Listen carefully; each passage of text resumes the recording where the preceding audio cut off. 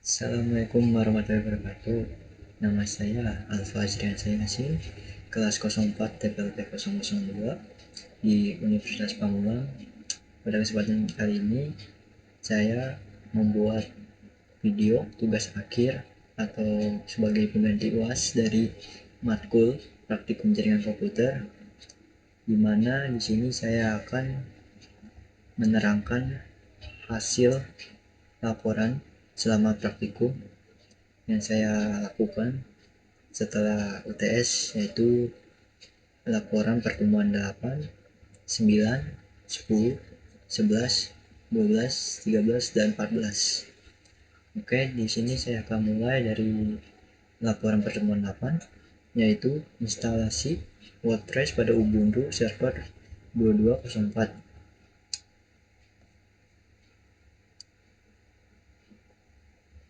Sedikit penjelasan teori dasar dari WordPress. WordPress adalah platform manajemen konten atau content management system yang memungkinkan pengguna untuk membuat dan mengelola situs web dengan mudah. Dengan WordPress, Anda dapat membuat berbagai jenis situs web, mulai dari blog pribadi hingga situs web perusahaan, toko online, forum, dan banyak lagi.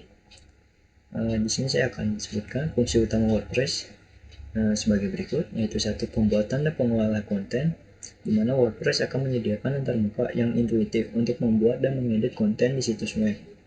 Yang kedua, desain dan tema. WordPress menawarkan berbagai tema yang dapat digunakan untuk membuat tampilan visual situs web Anda.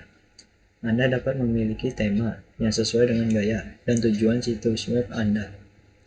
Yang ketiga, plugin dan fungsionalitas tambahan. WordPress memiliki sistem plugin yang kuat yang memungkinkan Anda menambahkan berbagai fungsi dan fitur tambahan ke situs web Anda. Terdapat ribuan plugin yang tersedia, mulai dari fitur keamanan, optimasi SEO, formulir kontak, integrasi media sosial, hingga toko online. Yang keempat, fungsi SEO itu sendiri adalah di mana WordPress merancang dengan baik untuk SEO-nya, yaitu platform ini memiliki struktur kode yang bersih dan responsif. Yang kelima, skalabilitas dan fleksibilitas. WordPress dapat digunakan untuk membuat situs web kecil hingga situs web yang sangat kompleks dan sangat besar. Oke, langsung masuk ke laporan praktikumnya. Sebelum menginstal WordPress, berikut beberapa yang dibutuhkan. Di antara itu OS Ubuntu 22.04 yang sudah terinstalasi web servernya. Lalu terdapat browser. Yang ketiga itu PuTTY atau SSH Remote App, di mana kita akan dibantu PuTTY ini untuk menginstal dalam WordPress-nya. Adapun juga untuk instalasi WordPress ada 6 step, yang dimana step 1 itu pointing domain to IP, yaitu dimana langkah pertama yang perlu dilakukan ialah pointing IP yang ada pada VM Ubuntu yang terinstall web server ke domain yang ingin kita buat. Di sini kita masuk terlebih dahulu atau login ke Ubuntu server kita melalui VM dan remote menggunakan PuTTY. Nah, untuk sebelumnya maaf saya tidak bisa menjalankan VirtualBox karena menjalankan OBS dan VirtualBox secara bersamaan tidak dimungkinkan di laptop saya. Jadi saya akan menunjukkan hasil screenshotan yang sudah saya lakukan. Yang penting kalian lihat sini screenshotannya, dimana IP saya itu 192.168.27.158, dimana ini kita akan pointing ke untuk menjadikan dia domain. Nah, langkah selanjutnya itu kita masuk ke terminal CMD-nya, terus jalankan sebagai administrator atau run administrator. Setelah itu kita akan masuk ke directory untuk menambahkan file host yang akan kita pakai dengan cara memasukkan komen cd windows/system32 driver etc pada terminal, lalu enter, dan akan muncul tampilan seperti yang ada di gambar ini. Lalu langkah selanjutnya mempointing IP pada VM ke domain yang ingin kita buat pada file host dengan cara memasukkan komen notepad, /host untuk masuk menu notepad dan menambahkan atau mempointing IP ke domainnya. Dan setelah masuk, kita akan tambahkan komen berikut pada CMD-nya, yaitu pagar pointing. Sini nama domain saya ajriansa.id to 192.168.27.108, dimana ini ID VM saya, IP-nya. Lalu langkah keempat, kita akan testing apakah pointing IP-nya ke domain berhasil dengan cara memasukkan komen ping domain yang kita buat tadi, dan jika berhasil maka hasilnya seperti pada gambar di bawah. Dia akan terhubung. Lalu step keduanya kita membuat database, terus username dan password. Langkah pertama dalam membuat database dan username dan password yaitu kita masuk terlebih dahulu ke PHP MyAdmin. Caranya itu IP/phpMyAdmin. IP ini yang tadi yang di VM. Lalu login menggunakan akun root MariaDB yang dibuat pada web server sebelumnya. Lalu langkah kedua, setelah login ke PHP MyAdmin, kita masuk ke menu database dan buat database baru dengan nama WordPress. Dan collection kita pilih UTF-MB Unicode C. Jika sudah, kita klik create. Nah, seperti gambar di sini. WordPress, ini collectionnya. Langsung kita create. Langkah ketiga, setelah terbuat database-nya, kita akan buat username dan password. Untuk database-nya dengan cara masuk ke menu privilege dan pilih add user account. Nah. Lalu langkah keempat, kita masukkan username dan password.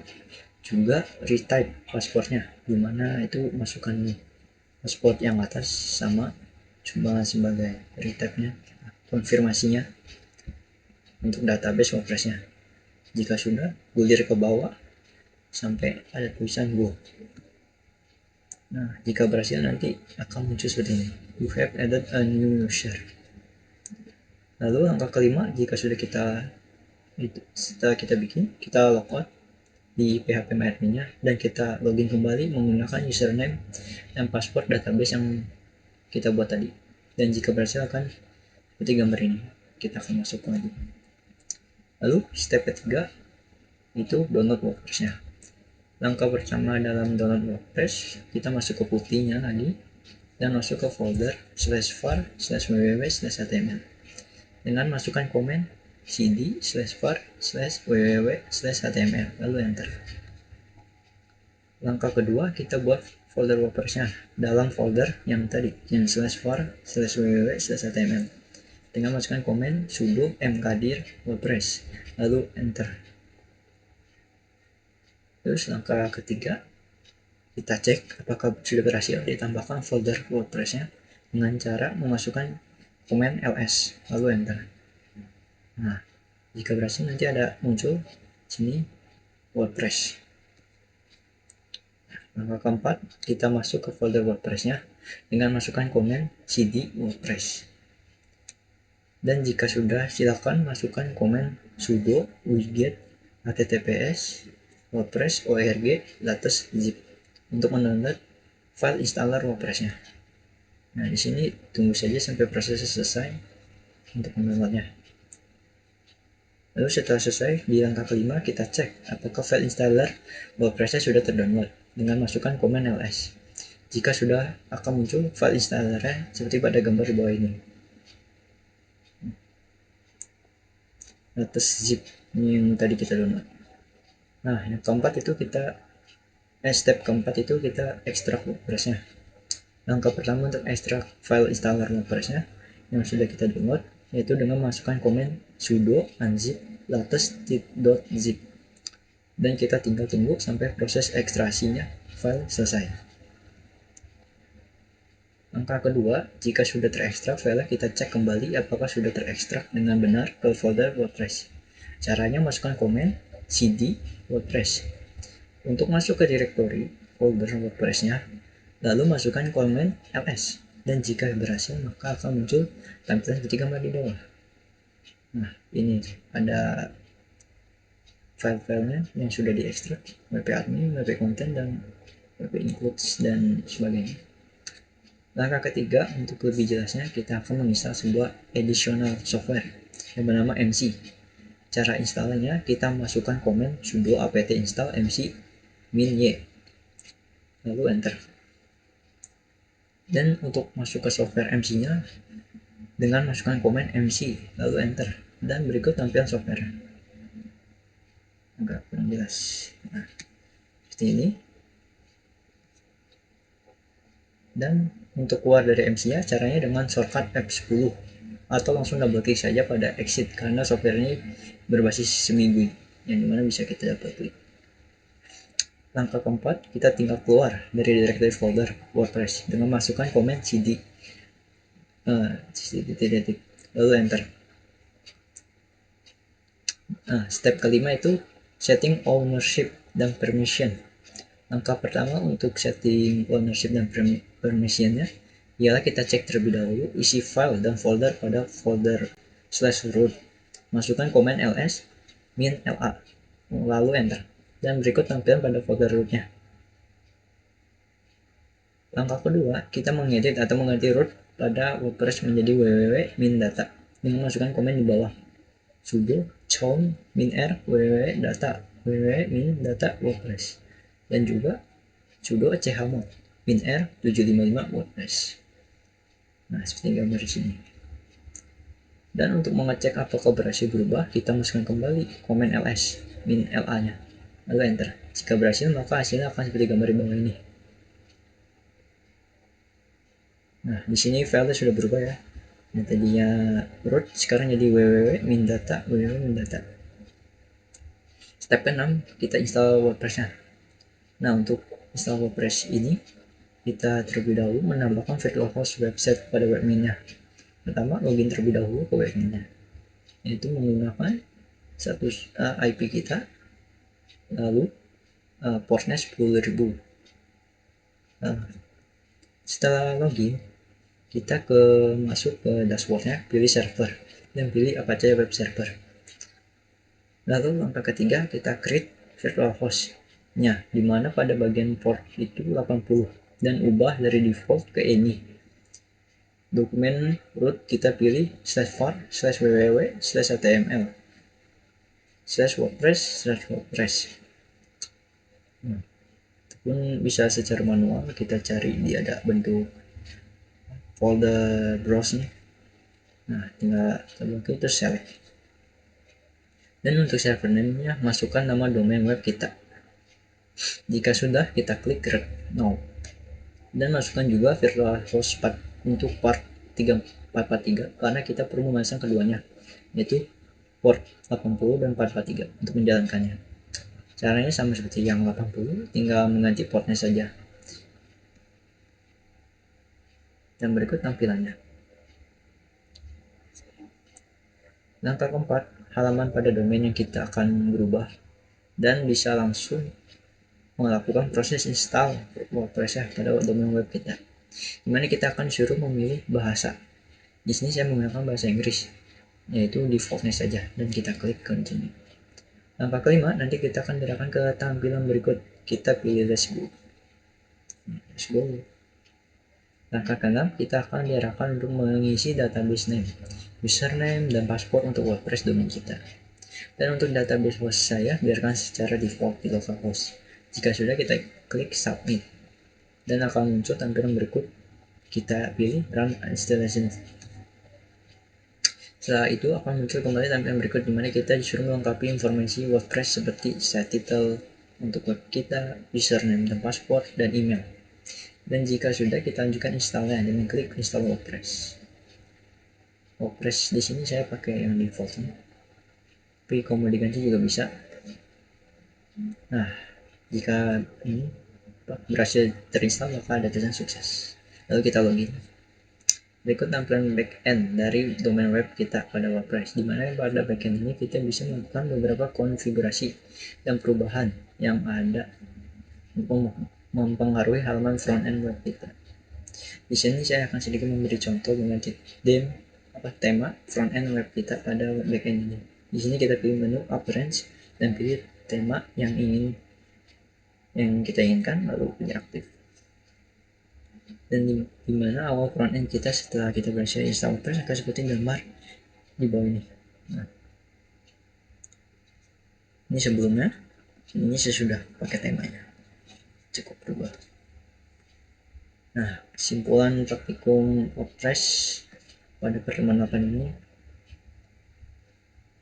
yaitu dimana sama praktikum saya belajar tentang pengaturan dasar jaringan komputer dan cara mengolah server menggunakan perintah terminal.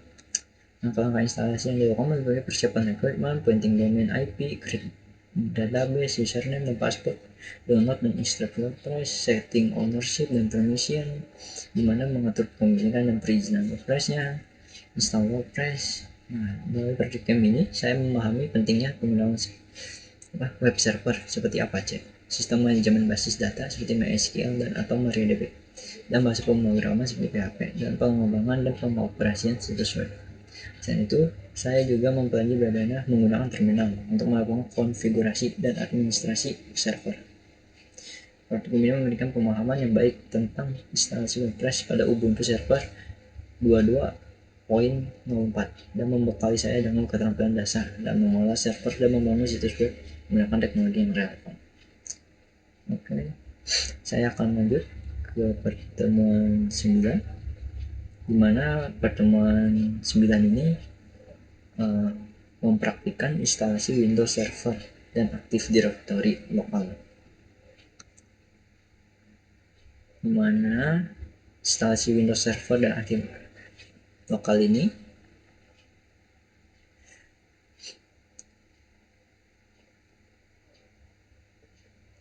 yaitu bertujuan untuk membuat simulasi web server klien dengan web server, di mana kedua web server tersebut akan terhubung atau terintegritas. Sebelum masuk ke penjelasannya, saya akan sedikit memberi penjelasan mengenai Windows Server dan Active Directory. Windows Server sendiri itu merupakan sistem operasi yang dikembangkan oleh Microsoft khusus untuk penggunaan dalam lingkungan server. Berikut ada penjelasan dan ringkasan Windows Server. Definisi Windows Server. Seperti saya bilang, sistem operasi ini dirancang untuk digunakan pada komputer server. Ini memiliki fitur dan fungsi yang khusus disesuaikan dengan kebutuhan infrastruktur jaringan. Fungsi utama Windows Server ini menyediakan lingkungan yang kuat dan aman untuk menjalankan berbagai aplikasi dan layanan dalam satu jaringan. Edisi dan fitur pada Windows Server memiliki beberapa edisi yang ditunjukkan untuk kebutuhan yang berbeda. Beberapa fitur penting yang umumnya tersedia di Windows Server termasuk Active Directory untuk manajemen identitas dan akses, DNS untuk resolusi nama jaringan, DHCP untuk pengaturan otomatis alamat IP, serta kemampuan untuk menjalankan aplikasi dan layanan berbasis server seperti web server, database, dan lainnya. Untuk keamanan, Windows Server menyediakan berbagai fitur keamanan untuk melindungi sistem dan data. Ini termasuk mekanisme autentikasi yang kuat, kontrol akses yang detail, enkripsi data, firewall, dan pemantauan keamanan yang terus-menerus. Dan skalabilitas dan ketersediaan Windows Server dirancang untuk dapat dijalankan pada lingkungan server dengan skala yang beragam. Nah, Active Directory sendiri yaitu layanan direktori yang dikembangkan oleh Microsoft juga untuk sistem operasi Windows Server. Ini berfungsi sebagai pusat manajemen identitas, autentikasi, dan otoritas dalam lingkungan jaringan Windows. Active Directory menyediakan metode sentralisasi dengan menggunakan atau mengolah pengguna komputer, grup, kebijakan, dan sumber daya yang ada. Oke, lanjut saja langsung ke laporannya. Di sini saya akan langsung menjelaskan cara setup Active Directory. Sebelum itu saya sedang mempersiapkan dua virtual machine pada VirtualBox, di mana satu untuk Windows Server 2019 yang digunakan oleh teman saya, di mana ini dikerjakan secara kelompok. dimana pada Windows Server 2019 ini berfungsi sebagai server, dan satunya lagi yang digunakan pada laptop saya itu yang di VirtualBox saya terinstall Windows 7 desktop yang berfungsi sebagai client. Berikut langkah-langkah setup Active Directory dan integritas Windows Server ke Windows 7 desktop. Nah, setup Active Directory. Pertama kita lakukan login Windows sebagai administrator. Akses, lalu akses server manager pada taskbar Windows servernya. Lalu pilih manage atau add role and feature pada bagian kanan atas nih. Kanan atas. Lalu muncul seperti ini, klik next. Lalu pilih role based or feature based installation. Lalu next. Pilih select a server from the server pool dan pilih server yang dijadikan Active Directory server di sini. Nah, langsung next. Klik bagian kotak kosong pada Active Directory Domain Service. Centang bagian Include Management Tools. Klik Add Feature and then install. Nah, di sini klik Add Feature dan install. Lewati bagian fitur. Nah, di sini kita lewati saja, langsung klik next. Klik install untuk memulai instalasi service Active Directory dan tambahan-tambahannya. Tunggu sampai proses instalasi selesai, dan jika sudah selesai, klik promote the server to a domain controller untuk konfigurasi Active Directory. Nah, di sini klik install. Lalu pilih add new forest dan masukkan nama domain yang akan digunakan pada root domain name. Misalnya di sini kelompok saya menggunakan domain putra.net. Nah, di sini kita add, terus root domainnya kita masukkan. Lalu kalau sudah, next. Jika nanti pilih Windows Server 2016 pada function level, beri tanda centang pada domain name DNS, server, dan global catalog. Server mengisi password directory service restore mode yang dengan kriteria strong password. Kita masukkan passwordnya, lalu klik next. Lewati bagian DNS option, terus klik next. Mengisi NetBIOS domain name sesuai dengan nama domain yang digunakan. Misalnya nama yang saya gunakan itu raihan.net, maka NetBIOS domain name-nya yang saya gunakan adalah top level domain tersebut, yaitu Putra dengan huruf kapital, standarisasi dari NetBIOS yang pada Windows menggunakan huruf kapital. Sudah, klik next. Lewati bagian patch, klik next. Cek konfigurasi yang sudah ditentukan pada review option. Jika sudah oke, klik next. Jika sudah ada tulisan all prerequisite check passed successful, klik install untuk apply konfigurasi yang sudah ditentukan, dan tinggal tunggu sampai proses selesai. Nah, klik install lalu langkah selanjutnya yaitu membuat user Active Directory yang dimana akan digunakan ke klien. Pertama, akses server manager, pilih tools Active Directory user and computer pada bagian atas, dan pilih folder user new user untuk menambahkan user AD Active Directory baru. Berikan nama pada full name, ini bersifat wajib. Untuk first name, last name-nya itu opsional saja. Lalu masukkan juga user login name-nya. Kalau sudah, klik next. Masukkan password untuk user dan centang pada password never expired, dimana maksudnya ini passwordnya tidak akan habis atau expired. Kalau sudah, next. Integritas server ke klien dengan Active Directory.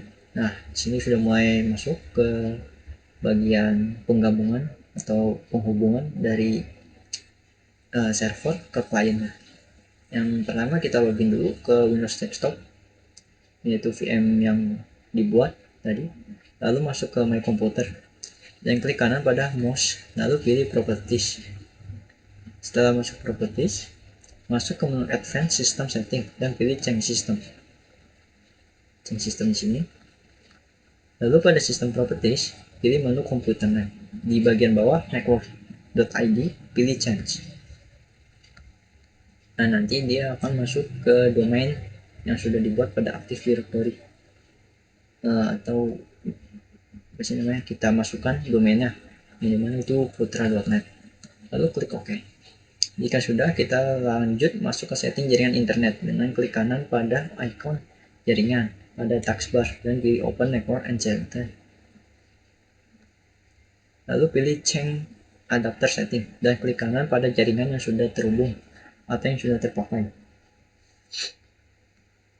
Pada tampilan ini kita pilih Properties, lalu double klik pada Internet Protocol version 4 atau TCP IPv4. Sini double klik. Lalu masukkan IP address default gateway DNS server yang sama dengan Windows web server pada Active Directory.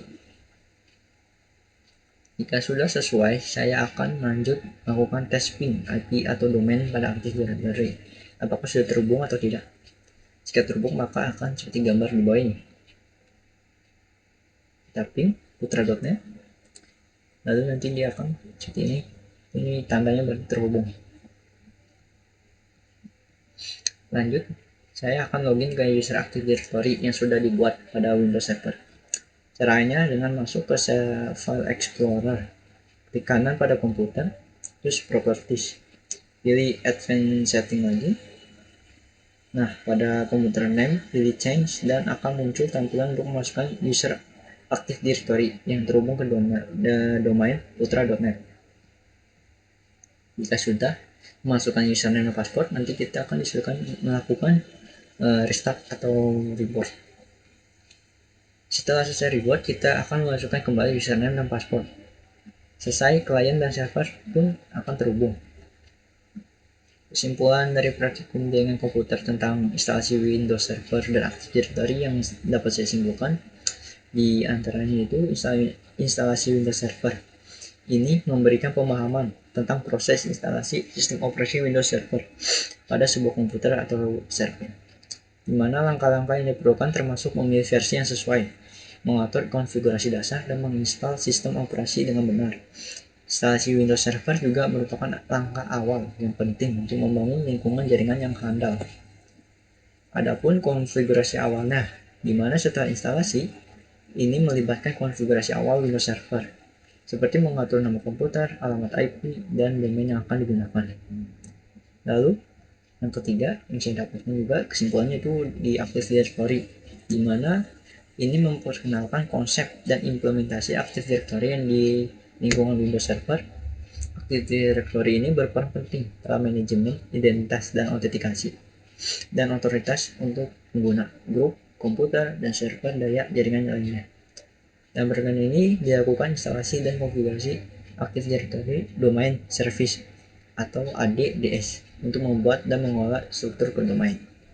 Keempat, manajemen objek. Selama praktikum dilakukan manajemen objek menggunakan Active Directory seperti membuat pengguna, grup, dan komputer. Manajemen objek ini melibatkan pengaturan izin atribut dan kebijakan keamanan yang relevan. Yang kelima, integrasi dengan aplikasi dan layanan lain, di mana menyoroti pentingnya integrasi Active Directory dengan aplikasi dan layanan lain dalam lingkungan jaringan aktif. Active Directory dapat digunakan untuk autentikasi pengguna dan berbagai aplikasi dan memfasilitasi akses yang terpusat ke sumber daya jaringan yang berbeda. Dengan menyelesaikan praktikum instalasi ini, saya selaku peserta praktikum memiliki pemahaman yang lebih baik tentang langkah-langkah yang diperlukan untuk menginstal, mengkonfigurasi, dan mengelola lingkungan jaringan menggunakan Windows Server dan Active Directory. Praktikum ini juga memberikan dasar yang solid untuk membangun dan mengelola infrastruktur jaringan yang handal dan aman. Oke, lanjut ke pertemuan 10, di mana pertemuan 10 ini saya mempraktikkan simulasi membuat VPN server atau MikroTik CHR on VirtualBox. Sebelumnya juga maaf tidak bisa buka VirtualBox karena tidak bisa dilakukan bersamaan dengan markup dan akan menimbulkan lag yang sangat parah. Di sini saya akan menjelaskan saja secara lisan dan saya akan tunjukkan hasil screenshotan praktikum saya, di mana simulasi simulasi membuat VPN server di Mikrotik CHR ini, saya akan menjelaskan sedikit tentang apa itu sih VPN. Banyak nih yang sekarang kan, di zaman sekarang banyak menggunakan VPN. Nah, sendiri juga VPN itu merupakan sebuah teknologi yang memungkinkan kita untuk membuat koneksi jaringan pribadi melalui jaringan publik seperti internet. Dengan menggunakan VPN, kita dapat mengirim dan menerima data secara aman melalui enkripsi, sehingga privasi dan keamanan informasi terjaga. Dan di antara fungsi utama VPN itu, satu, keamanan data. VPN menyediakan lapisan keamanan tambahan saat kita mengirim dan menerima data melalui jaringan publik. Dengan menggunakan enkripsi, data yang dikirimkan melalui VPN menjadi sulit untuk diakses atau dibaca oleh pihak yang tidak berwenang. Yang kedua itu privasi. Dengan menggunakan VPN, kita dapat menyembunyikan alamat IP dan menggantinya dengan alamat IP server VPN. Ini membantu melindungi privasi kita juga dan menyembunyikan jejak online dan mencegah pihak ketiga melacak aktivitas online kita. Yang ketiga itu bypass, di mana beberapa layanan atau situs web memiliki pembatasan geografis yang membatasi akses ke konten tertentu hanya untuk wilayah tertentu. Dengan menggunakan VPN, kita dapat mengubah lokasi virtual kita atau negara kita dan mengakses konten yang seharusnya tidak tersedia di wilayah kita. Keempat, itu keamanan WiFi publik, di mana ketika kita terhubung ke jaringan WiFi publik, kita rentan sekali terhadap serangan yang bertujuan untuk mencuri informasi pribadi kita. Dengan menggunakan VPN saat terhubung ke WiFi publik, kita dapat mengamankan koneksi kita dan melindungi data kita dari serangan yang memungkinkan terjadi di jaringan tersebut. Nah, sekilas saya juga akan menjelaskan tentang apa sih Mikrotik OS. Mikrotik OS sendiri itu sistem operasi yang dikembangkan oleh perusahaan Mikrotik, di mana sistem operasi ini dirancang khusus untuk digunakan pada perangkat jaringan Mikrotik seperti router dan switch. Mikrotik OS memiliki fitur yang kuat dan beragam yang memungkinkan perangkat jaringan untuk melakukan berbagai fungsi, dan tugas jaringan Mikrotik OS juga menyediakan banyak fitur tambahan seperti manajemen bandwidth, proxy server, manajemen pengguna, monitoring jaringan, dan banyak lagi.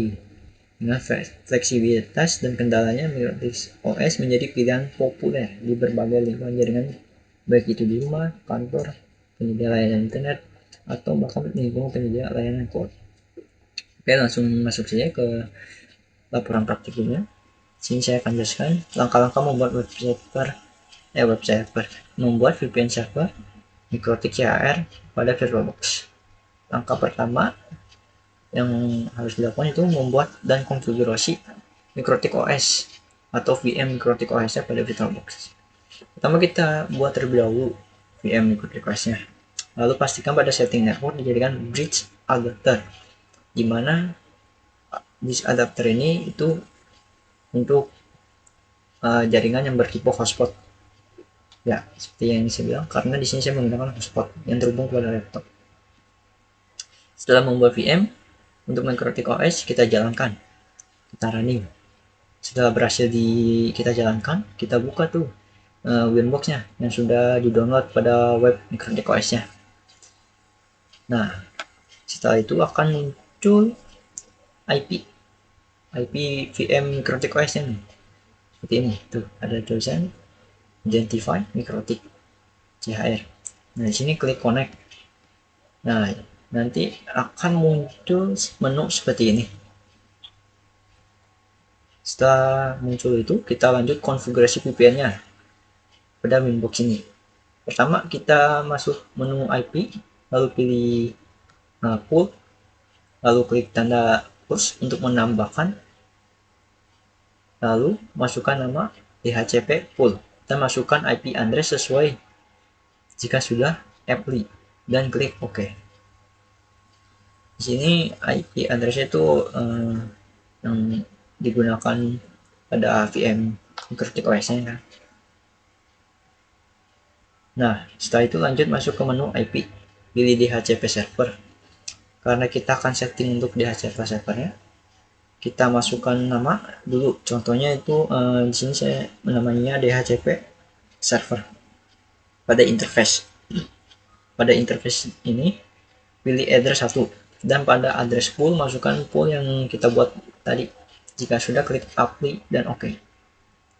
Setelah itu lanjut, di sini kita akan menonaktifkan hotspot server pada menu IP. Pilih hotspot dan pilih tanda X atau tanda silang, dan dia akan berubah menjadi abu-abu, dimana ini tandanya hotspot sudah mati. Lalu kita aktifkan nih PPTP-nya dengan cara masuk ke menu triple P pada bagian interface. Pilih PPTP server, lalu centang enable, lalu klik OK. Lanjut, kita akan membuat user secret untuk login VPN-nya. Masih dalam menu triple P, kita pilih secret, klik tanda tambah, masukkan username dan password yang kita ingin buat. Ya, sini bebas mau diatur username dan passwordnya. Dan masukkan juga local address dan remote address. Di sini saya menggunakan sama seperti IP address awal, namun hanya belakangnya saja nih yang bisa kita ubah. Dari 3 digit depannya nih tidak boleh diubah, yang 192.168.56. Nah, untuk yang baris terakhir, digit terakhir ya, kita bebas mau mengubahnya jadi entah itu 1, 2, 3, 25 dan seterusnya. Dan untuk remote address-nya bedain satu angka selanjutnya. Misalnya di sini saya menggunakan yang 192.168.56.1. Nah, untuk remote address-nya itu sama, digit depannya cuma belakangnya jadi 2. Nah, jika sudah, berarti VPN-nya sudah siap kita gunakan. Yang kedua, kita melakukan simulasi atau tester VPN ke server kliennya. Pertama, buka VM-nya klien. Di sini bebas bisa menggunakan Windows 7, 8, 10, 11 atau Linux sekalipun. Dan karena menggunakan hotspot HP yang saya gunakan pada VM, bagian networknya saya ubah menjadi bridge adapter. Jika sudah dijalankan, masuk ke menu setting, network and internet, atau klik kanan pada logo jaringan pada taskbar. Nah, untuk menambahkan memasukkan VPN yang kita buat, caranya pada bagian change your network setting, pilih set up a new connection or network, lalu pilih connect a WordPress. Nah, ini connect to a WordPress, lalu klik next. Lalu nanti akan muncul pilihan seperti gambar di bawah. Nah, di sini pilih yang use my internet connection atau VPN. Lalu pada internet Anda masukkan IP address sesuai MikroTik OS. Di mana IP MikroTik OS saya itu 192.168.56.102. Dan pada destination name bebas. Contoh VPN connection new ataupun yang lain. Ini cuma sebagai nama dari untuk VPN-nya yang nanti akan dilihat atau muncul di logo jaringan kita nanti. Jika sudah, kita klik next.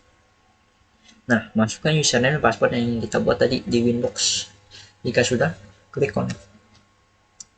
Nah, jika berhasil terkoneksi akan muncul tampilan berikut. You are connected. Sini kita close. Nah, berikut tampilan jika terkoneksi pada Winbox-nya. Dimana kita bisa dilihat di sini di bagian triple P, di bagian interface-nya, di sini PPTP sudah connected ya. Di sini yang alpha 1. Ini yang alpha 2. Juni 04. Nah, ini berarti udah connect. Nah, kesimpulan dalam praktikum jaringan komputer materi simulasi membuat VPN ini, ya, dimana menggunakan MikroTik CHR, yaitu cloud host router di VirtualBox, dapat menyimpulkan beberapa. Yang di antaranya pertama itu MikroTik CHR sendiri itu solusi perangkat lunak yang mengubah perangkat keras menjadi router. MikroTik yang kuat ini membuat fleksibilitas dalam membuat dan mengkonfigurasi server VPN-nya. VirtualBox sendiri itu platform virtualisasi yang memungkinkan kita untuk menjalankan MikroTik CHR sebagai mesin virtual di dalamnya. Ini memberikan lingkungan yang terisolasi dengan untuk menguji dan menjalankan server VPN. Yang ketiga, konfigurasi MikroTik CHR yang terperinci yang saya berikan dalam materi sekarang yang saya jelaskan ini, termasuk pengaturan awal, pembuatan interface, pengaturan IP, dan konfigurasi VPN. Kapan itu protokol VPN? Di mana menggunakan protokol PPTP. Ini adalah salah satu protokol VPN yang umum digunakan untuk mengamankan koneksi jaringan. 5.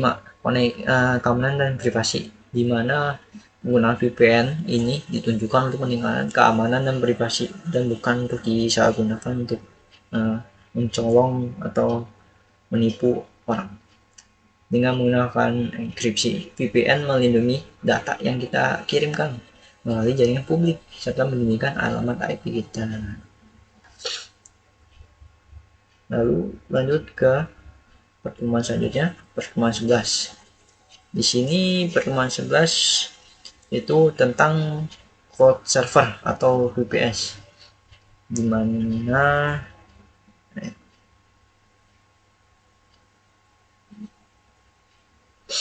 pertemuan 9 ini membahas cloud server atau VPS. Sebelum masuk ke laporan praktikumnya, sedikit menjelaskan dalam era digital ini terus berkembang nih pesat kebutuhan akan aksesibilitas, skalabilitas, dan efisiensi infrastruktur server, di mana salah satu solusi yang semakin populer adalah menggunakan cloud server atau virtual private server, disebut juga VPS. Cloud server sendiri merupakan bentuk layanan komputasi awan yang memungkinkan pengguna untuk menyewa dan mengelola sumber daya server secara virtual melalui internet.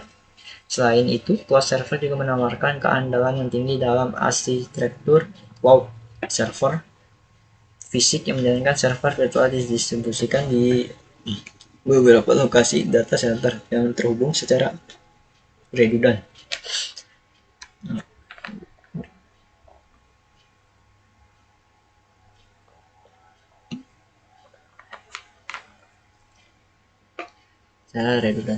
Ini berarti bahwa jika salah satu server mengalami masalah, maka server virtual kita dapat dengan cepat dipindahkan ke server lainnya tanpa mengalami gangguan yang signifikan. Dan keamanannya juga menjadi fokus utama dalam cloud server ini. Adapun VPS, pada dasarnya VPS itu server virtual yang beroperasi di antara infrastruktur komputasi awan. Server ini memberikan penggunaan akses penuh dan kontrol atas lingkungan server virtual kita, termasuk sistem operasi, aplikasi, dan konfigurasi lainnya, dibandingkan dengan menggunakan server fisik yang tradisional. Cloud server menawarkan sejumlah keuntungan yang signifikan. Oke, sini saya akan lanjut masuk saja ke laporan praktikumnya, di mana step awal untuk membuat cloud server VPS itu register dan membuat domain pada ID cloud host. Pertama, saya akan melakukan register akun untuk client area. Di sini saya dan kelompok saya memakai cloud host dari ID cloud host. Setelah masuk web dari ID cloud host, ID cloud server, pilih menu login, pilih yang client area. Lalu akan muncul menu untuk login. Di sini masuk ke bagian create a new account jika belum punya akunnya. Setelah itu, masukkan data yang dibutuhkan untuk register sesuai ketentuan seperti gambar di bawah ini. Dan jika sudah, klik register. Nah, ini data-data yang perlu diisi. Di antaranya itu misalnya nama domainnya, first name dan last name-nya. Sini bisa. Kalau sudah, klik register. Nah, nanti di ID cloud host akan mengirimkan sebuah email untuk verifikasi. Tinggal klik link pada email yang kita masukkan dan nanti akan otomatis terverifikasi. Nah, kalau sudah terverifikasi akan seperti ini. Setelah akun berhasil terbuat, lanjut saya akan membuat satu domain yang akan digunakan untuk semua anggota kelompok saya. Pada menu bagian atas web, pilih domains, lalu pilih register a new domains. Nih, yang ini domain, terus register a new domain. Setelah itu, saya akan mencari nama domain yang belum atau tidak digunakan oleh orang lain. Di sini nama domain yang saya buat itu klmpk 4. dan hasilnya itu available, yang dimana berarti bisa dipakai. Dan pada bagian bawah akan muncul untuk memilih TLD untuk domain. Di sini saya dan kelompok saya menggunakan MyID karena murah dan terjangkau. Jika sudah, klik continue. Nanti akan muncul seperti pada gambar di bawah ini. Di sini pilih DNS Management yang free 1 years. Lalu klik continue. Adapun juga ID protection, dimana ini ada tambahan lagi untuk proteksi domain kita. Tapi karena sini saya mahasiswa dan masih butuh duit, jadi saya pilihnya yang DNS free yang 1 years ini. Nanti akan masuk ke menu pembayaran untuk biaya billing domains. Pilih metode pembayaran yang sesuai keinginan. Di sini saya dan kelompok saya menggunakan Dana untuk metode pembayaran. Jika sudah, klik checkout. Nah, habis itu tinggal ikutin saja langkah-langkah yang diperlukan untuk pembayaran pada aplikasi Dana. Nah, jika sudah masuk notifikasi pembayaran di Dana,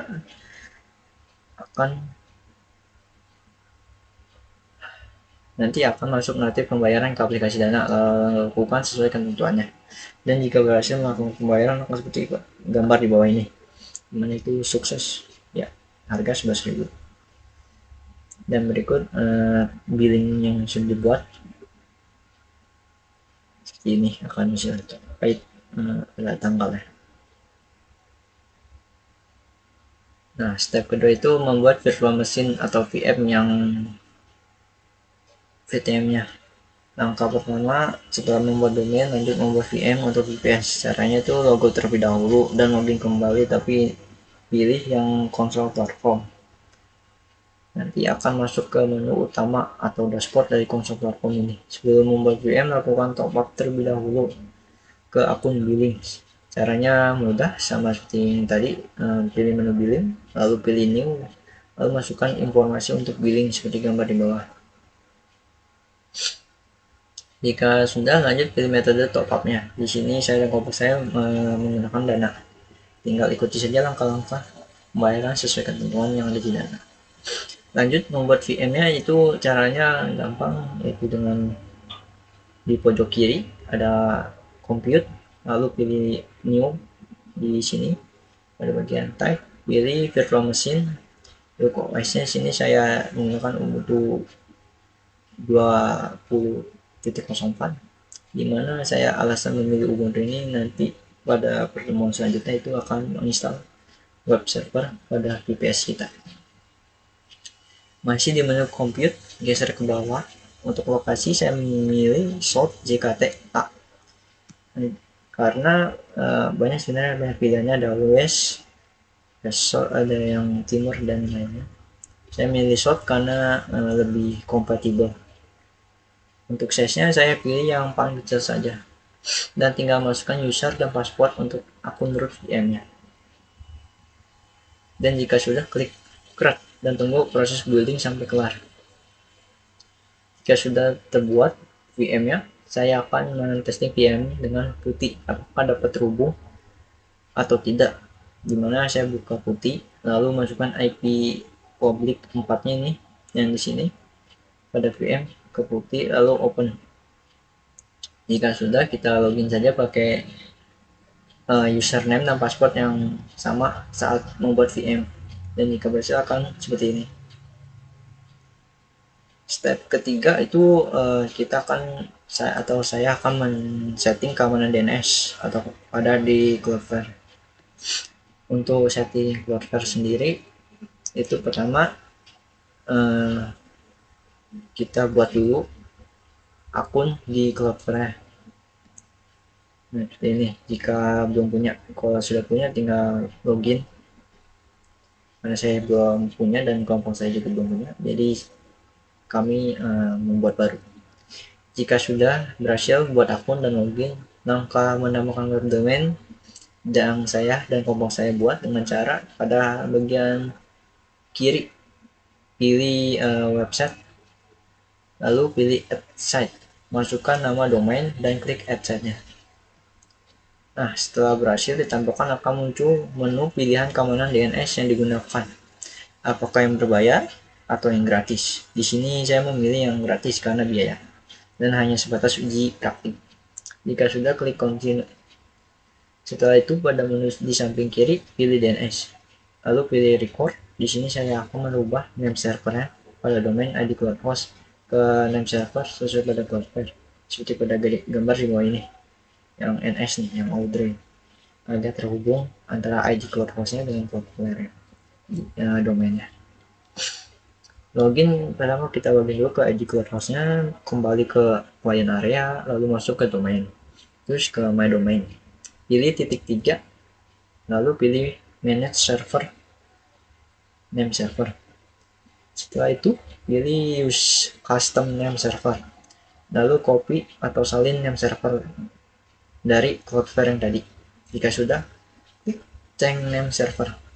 Nah, sama ini. Lalu masuk kembali ke Cloudflare. Setelah itu masuk ke DNS dan record. Di sini saya dan kelompok saya akan menambahkan record untuk setiap anggota. Caranya itu pilih record nih di pada sini samping. Lalu masukkan nama user, root, dan IP public dari VM-nya. Lalu save. Ulangi langkahnya untuk menambahkan user root DNS untuk masing-masing anggota kelompok. Jika sudah, akan seperti gambar di bawah ini.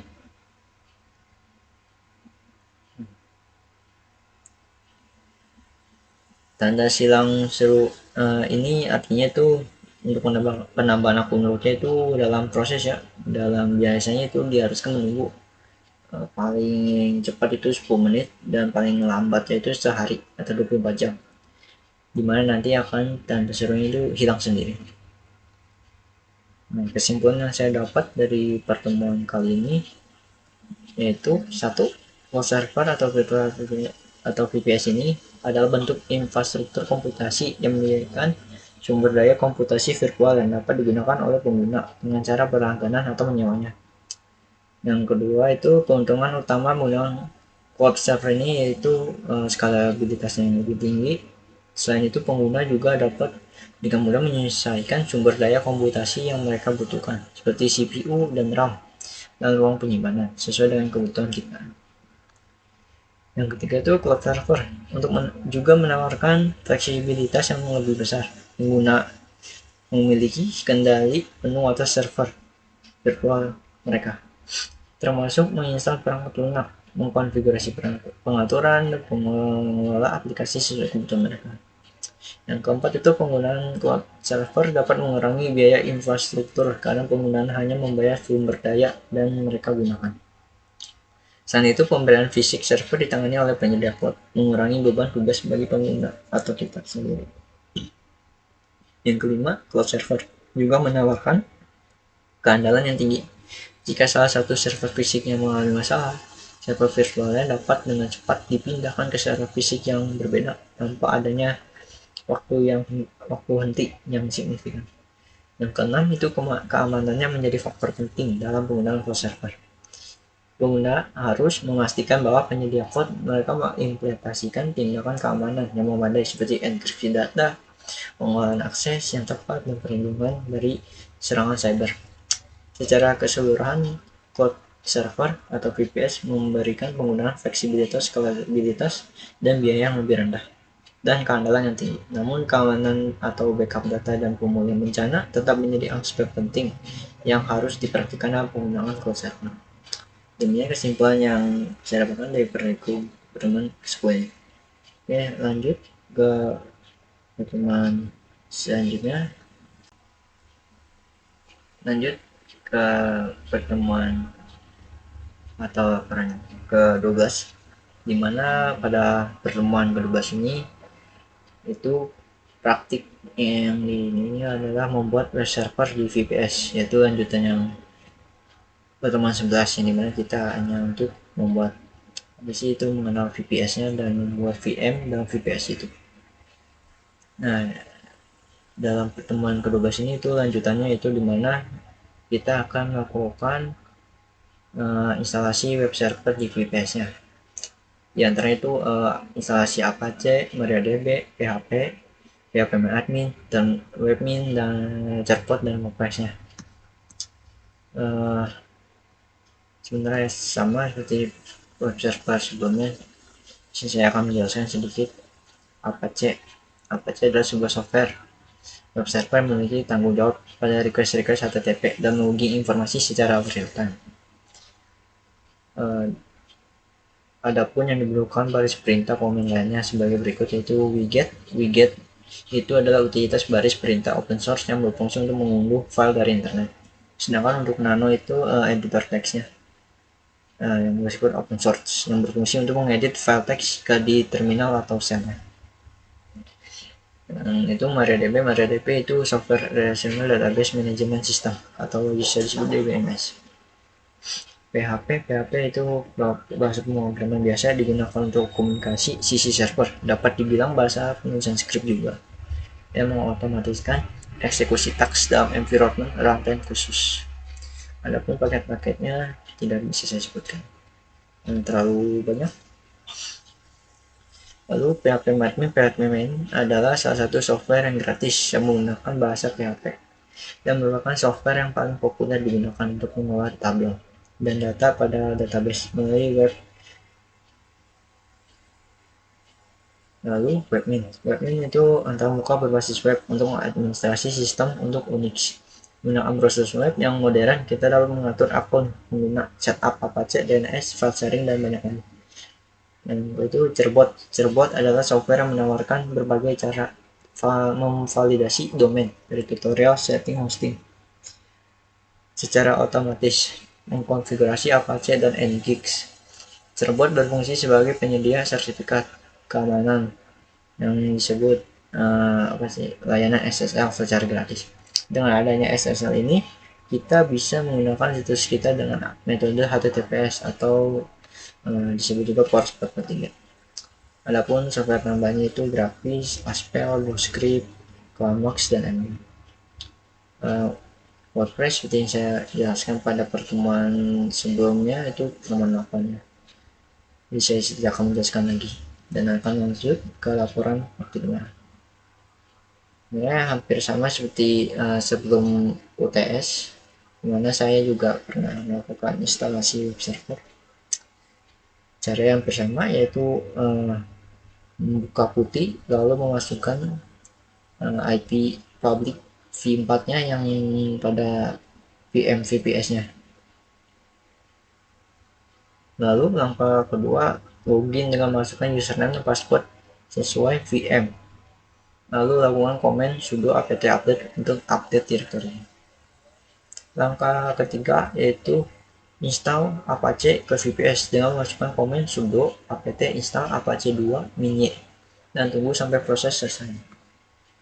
Langkah keempat, setelah selesai installnya, kita cek nih statusnya apakah Apache berhasil terinstall atau berjalan dengan cara masukkan komen sistem CTL status Apache 2. Jika berhasil, maka akan ada keterangan running yang hijau aktif running. Untuk keluar dari ini, untuk melanjutkan instalasi ke MariaDB, cukup klik kombinasi CTRL-C lalu enter. Lalu langkah kelima, kita cek juga nih pada web browsernya dengan masukkan IP address public pada VPS-nya. Dimana IP public saya ini contohnya nih 103.179.54.7 pada URL pencarian browser, dan jika berhasil maka akan tampil seperti gambar di bawah. Ini berarti Apache sudah terinstall. Langkah ke-6, untuk mempermudah proses instalasi lainnya, kita instalasi software widget dan Nano. Caranya masukkan komen sudo apt install widget nano mini.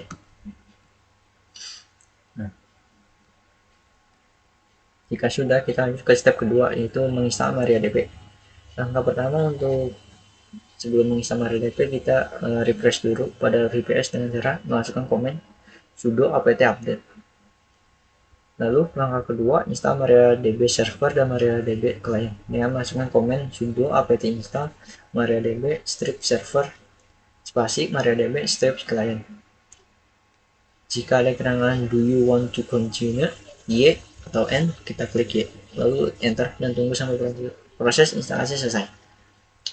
Langkah ketiga, cek apakah MariaDB sudah terinstall dan berjalan dengan masukkan komen sistem CTL status MariaDB, dan jika berjalan akan keterangan running. ini, itu aktif menu. Biasa untuk keluar dari sini itu aktif ctrl-c.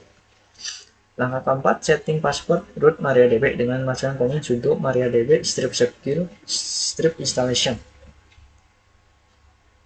Setelah itu masukkan password root yang akan kita buat sini bebas.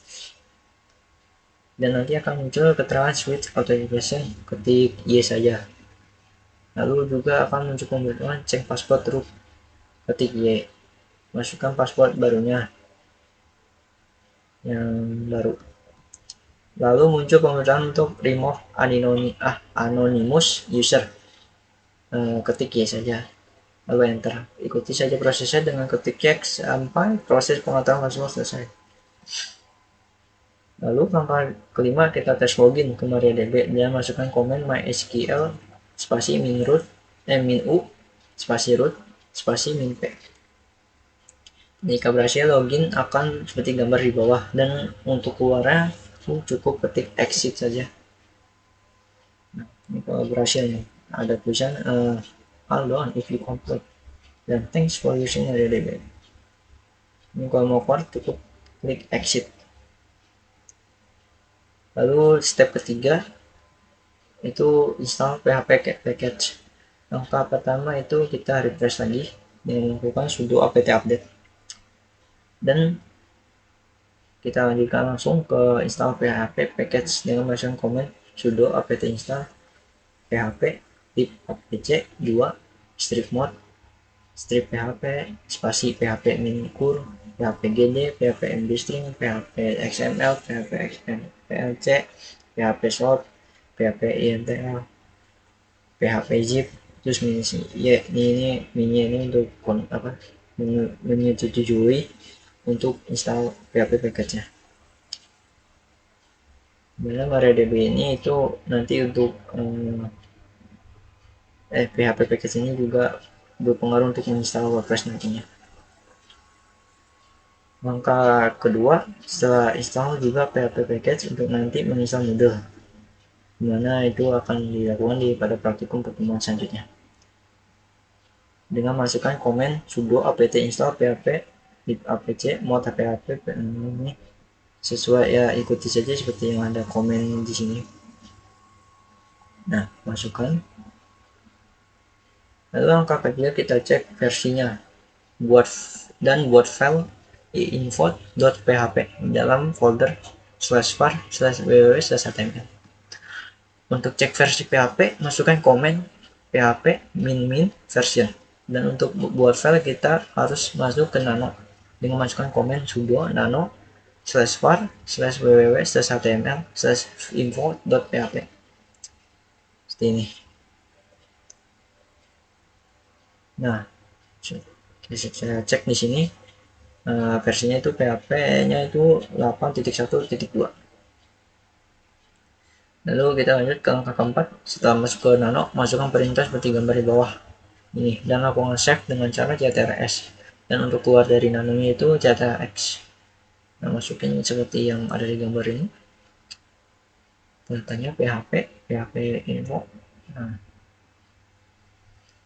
lalu langkah kelima, cek pada browser dengan masuk ke browser, dan pada pencarian URL masukkan IP address /info.php, dan akan muncul tampilan gambar di bawah jika file info php berhasil ditambahkan. Step keempat itu install PHP MyAdmin. Seperti biasa, langkah pertama kita akan refresh dulu dan masukkan sudo apt update. Setelah di refresh, langkah kedua itu kita masuk ke directory /var/www/html dan masukkan komen cd spasi /var/www/html seperti gambar di bawah ini. Langkah ketiga, setelah masuk ke direktorinya, install PHP MyAdmin dengan masukkan komen sudo apt install php mbstring php zip php gd php json php cur php MyAdmin seperti gambar di sini. Terus langkah keempat akan muncul seperti gambar di bawah ini. Untuk memilih package yang akan digunakan, pilih yang apache 2 untuk memberi centang tanda bintang, caranya dengan spasi, dan untuk melanjutkan ke bawahnya itu kita tekan tab saja lalu oke. Akan muncul juga seperti gambar di bawah ini, lalu pilih yes, lalu masukkan password untuk login ke PHP MyAdmin-nya. Setelah masukkan passwordnya, ada konfigurasi kembali, apa sih namanya, konfirmasi kembali dengan password yang tadi kita buat di awal, itu bisa dikonfirmasi passwordnya. Lalu langkah kelima, login ke PHP MyAdmin pada browser dengan masukkan IP address /PHP MyAdmin pada pencarian URL. Jika sudah masuk, kita masukkan username, root, dan password yang dibuat, yang tadi kita buat. Dan jika berhasil, login akan seperti gambar di bawah. Step kelima itu kita akan menginstal webmin. Langkah pertama, sisipkan repositori kode webmin pada akhir baris file source.list di folder /etc/apt dengan masukkan komen sudo nano /etc/apt/source-list. Langkah kedua, sisipkan baris kode ini, yaitu dep http download.webmin.com/download/repository sarga contrib pada bagian paling bawah, dan setelah itu kita save dengan cara dengan ctls. Nah, kita masukkan di sini lalu kita save. Langkah ketiga, lanjut ke terminal dan jalankan komen berikut, yaitu sudo wget minki min o besar min http www.webmin.com/jcameron min k .asc lalu sudo apt create atau seperti gambar di bawah ini komennya. Langkah keempat, lakukan refresh atau update repository dengan masukkan komen sudo apt update. Langkah kelima, install webmin dengan masukkan komen sudo apt install webmin. Langkah keenam, kita cek status webminnya apakah sudah berjalan dengan cara masukkan komen sistem ctl status webmin, dan jika berjalan keterangannya akan aktif running. Langkah ketujuh itu kita atur password untuk login ke webminnya dengan masukkan komen sudo sub, tapi terlebih dahulu keluar dari /var/www dengan html dengan komen cd strip, lalu atur passwordnya. Setelah atur passwordnya, kita tes login ke webminnya dengan browser. Caranya itu pada pencarian URL masukkan https IP address, terus portnya itu port webmin itu 10.000, dan masukkan username, root, dan password yang kita buat tadi. Jika berhasil, login akan seperti gambar di bawah ini.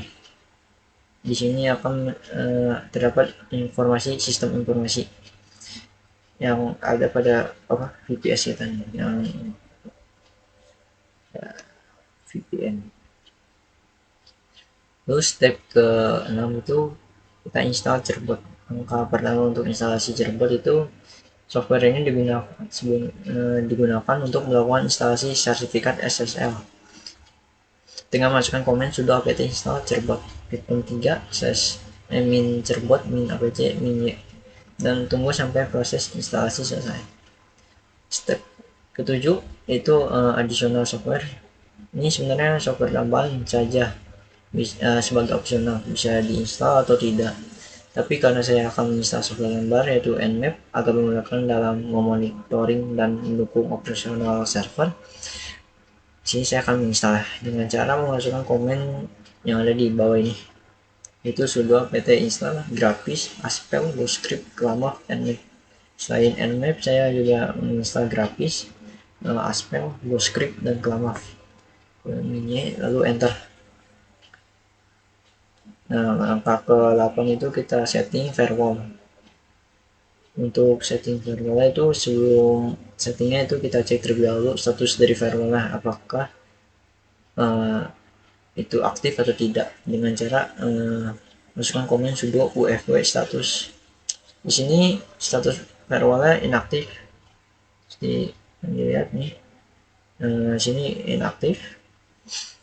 Maka untuk mengaktifkannya cukup mudah dan setiap port firewall berbeda-beda. Seperti port SSH itu 22/TCP. Untuk HTTP itu 80, HTTPS itu 43, MariaDB itu 3306, dan webmin sendiri 10.000. Berikut komen untuk aktifasi semua firewall pada portnya. Kita masukkan saja ini sudo ufv allow 22/TCP, sudo ufv allow 80/TCP, 43/TCP, 3306/TCP, 10.000 TCP. Di gambar di bawah, di atas, dimana statusnya akan secara otomatis diupdate dan aktif. Dan untuk jelasnya lagi, kita akan menggunakan nmap software tambahan yang kita install sebelumnya dengan memasukkan command berikut nmap localhost, dan akan muncul keterangan seperti ini.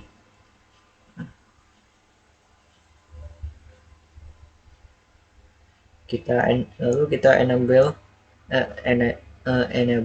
ufw dengan memasukkan command sudo enable ufw. Jika sudah enable ufw nya, akan terlihat bahwa firewall sudah benar aktif seperti gambar di bawah. Di sini firewall setiap portnya sudah aktif, yaitu allow semuanya. Dan jika ingin mengubah waktu atau setting waktunya dan tempat, kita cukup masukkan command berikut, yaitu sudo time.ctl set time zone, dimana sini Asia atau Jakarta, sesuaikan saja. Terus time.ctl untuk informasi apakah sudah benar waktunya. Step ke-8 itu seperti ini, ada berapa? Kita lanjut ke step ke-8, itu menginstal WordPress. Langkah pertama dalam install WordPress itu kita pointing terlebih dahulu domainnya ke server VPS dengan cara pada Cloudflare. Jika domain utama, silakan disesuaikan, contohnya itu sini saya buat atau menambahkan add record lagi di sini dengan cara add record, namanya itu WordPress Alpha sebagai contoh.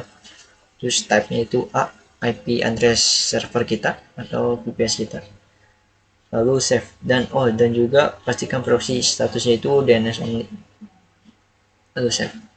Langkah kedua, kita cek DNS dengan memakai DNS checker secara online seperti gambar di bawah, dan jika bertanda X berarti untuk server tersebut butuh proses sekitar 5 atau sampai 10 menitan, dan paling cepat itu 2 menit agar muncul IP DNS kita. Nah, di sini IP DNS saya sudah muncul di United States, Mountain View, dan San Francisco. Sedangkan untuk Berkeley dan Miami itu butuh proses, dan di Francisco juga sudah ada tuh, sudah centang. Lalu langkah ketiga, kita download file installer WordPress-nya dengan masukkan komen sudo wget https wordpress.org/wordpress.zip, sama seperti pertemuan 8 di mana itu install WordPress. Lalu langkah keempat itu kita ekstrak kembali file installer WordPress dengan memasukkan komen sudo unzip latest zip. Tinggal tunggu sampai proses ekstraksi selesai. Ini seperti ini prosesnya. Lalu setelah selesai ekstraksi berhasil, langkah kelima yaitu kita setting permission folder. Kita masukkan komen sudo chon minr www.mindata/var/www/html/wordpress, dan masukkan komen sudo chmod minr 77/var/www/html/wordpress. Lalu langkah ke-6, kita buat virtual hostnya pada webmin. Caranya itu cukup mudah, itu dengan login ke webminnya dan masuk ke menu server, lalu pilih yang Apache web server. Langkah ke-7, masuk ke menu create virtual host. Di sini kita buat 2 virtual hostnya, yaitu pada port 80 dan 443 seperti gambar di bawah ini, dan untuk dokumen rootnya itu /var/www/html/wordpress, lalu klik create now. Begitu juga sama seperti port 80, untuk port 443 juga sama, cuma diganti itu portnya jadi 443, lalu create now. dan hasilnya akan seperti gambar di bawah ini. Langkah ke-8 itu kita akan install SSL ya, dengan memasukkan komen sudo cerbot min apache min-d wordpress kelompok id. Di sini nama domainnya, dan akan lanjut seperti gambar di bawah ini. Kita masukkan ya, dan jika sudah akan seperti gambar di bawah, dimana sini sudah successful developed certificate for WordPress kita. Langkah ke-9 itu create database untuk WordPress di MariaDB. Caranya itu login ke PHP admin dengan memakai akun root. 10. Setelah berhasil login, pilih menu user account, lalu pilih add new user. Langkah ke-11, masukkan sesuai yang diminta seperti gambar di bawah, dan centang semua pada bagian database for user. Nah, seperti ini, yang ini kita centang semua. Lalu kita gulir ke bawah sampai ada tanda go, kita klik. Langkah ke-12 itu kita logout dulu dan login kembali menggunakan user account yang kita buat tadi. Langkah ke-13 itu pada browser di pencarian URL masukkan nama domain kita. Contohnya itu domain saya itu wordpressalpha.k4.my.id, dan nanti saya akan disuruh memilih bahasa untuk WordPress-nya. Di sini saya memilih Inggris, lalu klik continue. Langkah selanjutnya itu kita seperti WordPress sebelumnya itu di versi 8, kita ikuti saja, yaitu klik let's go. Lalu pada nanti akan muncul seperti gambar di bawah ini, yaitu kita akan memasukkan database name, username, dan passwordnya. Lalu database hostnya ini biar localhost saja. Lalu kalau sudah, kita submit. Langkah selanjutnya itu akan muncul seperti gambar di bawah. Nah, sini klik saja run the installation. Kita tunggu saja sampai proses run instalasi ini selesai, dan jika sudah selesai nanti akan muncul login untuk ke WordPress-nya. Nah, sini loginnya pakai akun yang sudah kita buat tadi yang di atas. Langkah ke-18 sama seperti pertemuan sebelumnya, itu di 8 kita akan masuk ke bagian backend-nya, yaitu dashboard, yang dimana ini berfungsi untuk mengedit front end-nya. Dan berikut tampilan front end WordPress-nya. Di sini saya akan sedikit menunjukkan WordPress. Nah, tunggu sebentar. Berikut hasil jadi front end dari WordPress saya, itu Alpha Triasa. Dan juga ini ada bukti dari SSL itu sudah berjalan, dimana koneksinya itu udah di secure ya, dari SSL, sertifikasi SSL nya.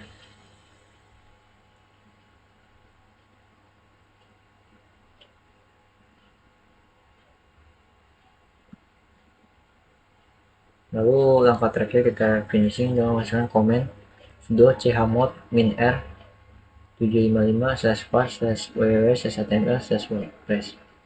Lalu lakukan juga sudo fin /var/www/html/wordpress.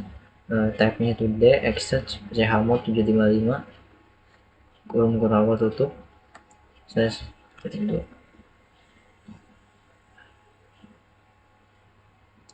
Langkah finishing ini sebenarnya bebas, bisa dilakukan bisa tidak, karena sebagai pelengkap saja saya masukkan.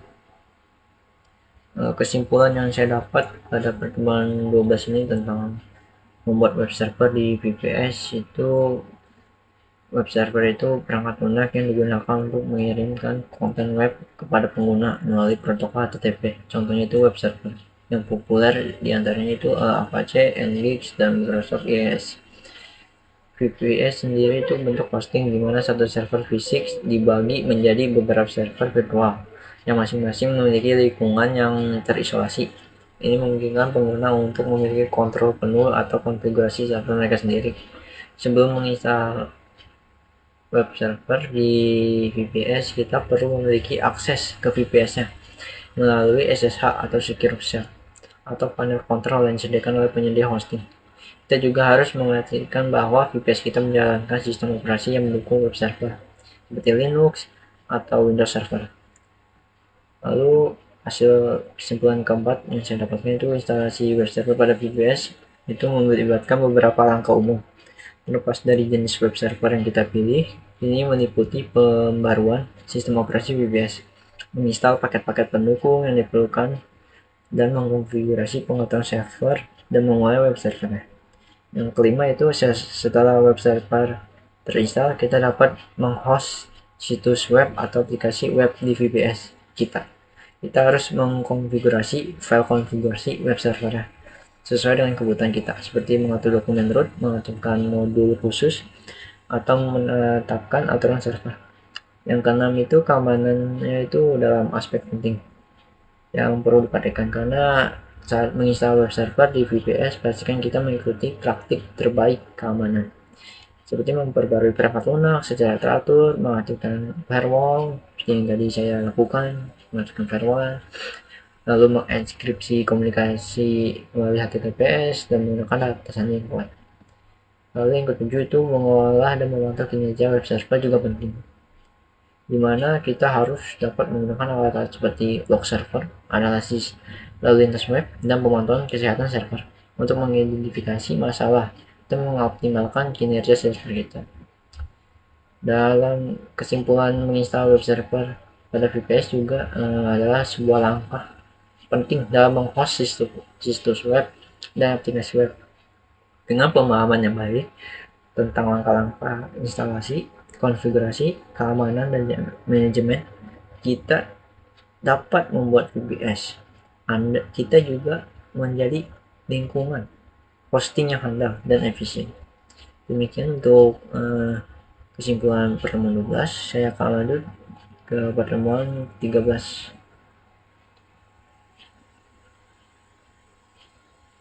Oke, pada laporan pertemuan 13 itu membahas atau mempraktikkan menginstal Moodle. Sedikit penjelasan, apa sih itu Moodle? Moodle itu merupakan singkatan dari Modular Object Oriented Dynamic Learning Environment. Itu bisa disebut juga learning yang dipakai oleh kampus-kampus untuk melakukan seperti kegiatan 4Ds, mengupload tugas dan absen, dan berbagai macam kegiatan akademik lainnya. Moodle itu juga merupakan sebuah platform pembelajaran daring, saya bilang tuh learning yang open source, dan digunakan untuk membangun dan memulai kursus online. Platform ini menyediakan beberapa fitur dan alat untuk mendukung pengajaran dan pembelajaran secara interaktif melalui internet.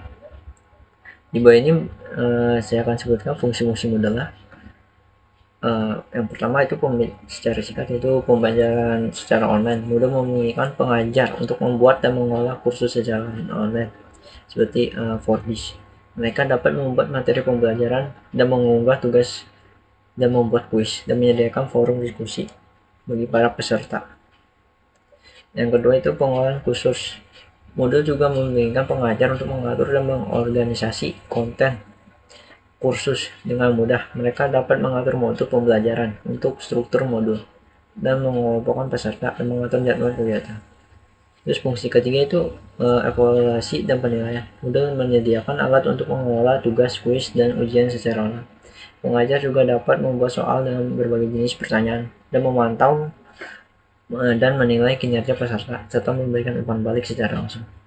Yang keempat itu kolaborasi dan komunikasi. Moodle juga memungkinkan peserta khusus untuk berinteraksi dan berkolaborasi dengan secara sesama peserta maupun dengan pengajar melalui forum diskusi, pesan pribadi, atau ruangan obrolan. Adapun manfaat Moodle itu aksesibilitas dan fleksibilitasnya. Yang kedua itu penghematan biaya, yang ketiga pengayaan pembelajaran, yang keempat monitoring dan pelacakan. Oke, saya langsung saja ke laporan praktiknya. Sebelum menginstal Moodle, sama seperti sebelumnya di web server, kita aktifkan dulu plotnya VPS atau virtual machine-nya. Sebenarnya sama di web server, VM web servernya. Oke,